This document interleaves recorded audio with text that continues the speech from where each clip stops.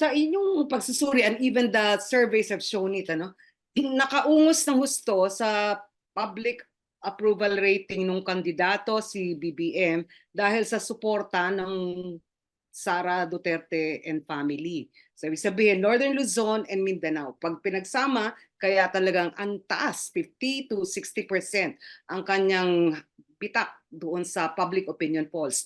Pero kung wala na yon, ano sa tingin ninyo? Is that very bad for him? Does that signal na parang tipong withering away of the popular base?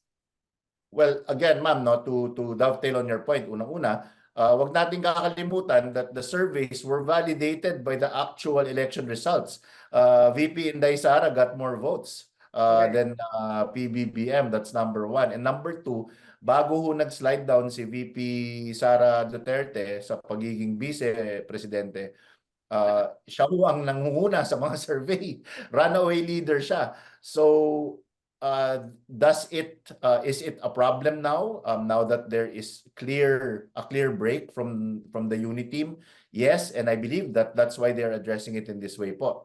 Talagang lahat ng mga pumapaligid ayaw naman nating mag-assume at sabihin out and out na nanggagaling sa administrasyon nito, pero yung mga taga-suporta at yung mga nakapaligid sa Marcos administration ngayon ay talagang inuupakan at talagang dinidikdik ang pamilyang Duterte, demonizing them to the ends of the earth para in the hope na that will cause some sort of seismic shift na umangat by pushing down.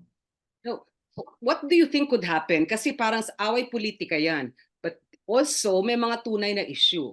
Yung EJK inquiry sa House, yung ICC inquiry, yung mga issue ng POGO na nagpunyagi ng gusto ng panahon ni Pangulong Rodrigo Duterte, o even yung China sa West Philippine Sea. May tunay na mga issue, may away politika. Pwede bang mag-mesh yung mga issue na yun, yung mga usapin na yun, or iba talaga yung issue na tunay, iba yung politika? Hindi lang ho yan i-mesh, ma'am. Ilalagay ho yan sa isang malaking kaldero, imimix, papapaitin at papaanghangin at babatuhin yan sa pamilyang Duterte. So these issues will be magnified, in fact, to cast the Dutertes in a negative light. Because nga, the break has been so evident. Nagkaroon na ng political rift. So yung tinatawag nilang kitchen sink. Everything in the kitchen sink will be thrown at the Dutertes.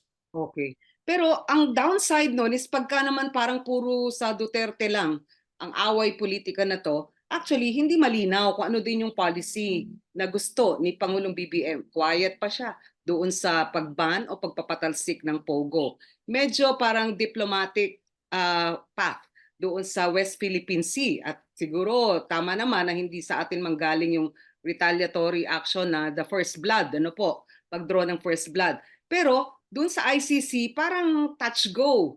So, may expectation sa mga tao, hindi lang to simpleng mga Duterte. How do you think should BBM look at these issues? Priority ba yung politika o priority yung inaasahan ng mga tao na tamang posisyon niya? I would hope, in fact, there is an expectation that sa darating na SONA, sana i-address niya yan definitively.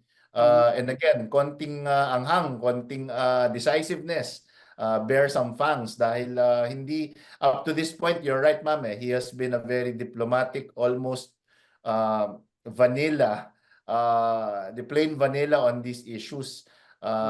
Inaasahan mo siguro ng tao na yung mga issues na ganyan, na tunay na issue naman, hindi gawa-gawa. Hindi ito yung ano lang, fake news lang o gumagawa ka lang ng kwento tungkol sa kaaway mo, sa political rival mo. These are actual national issues that should be addressed definitively by a president in his second year in office.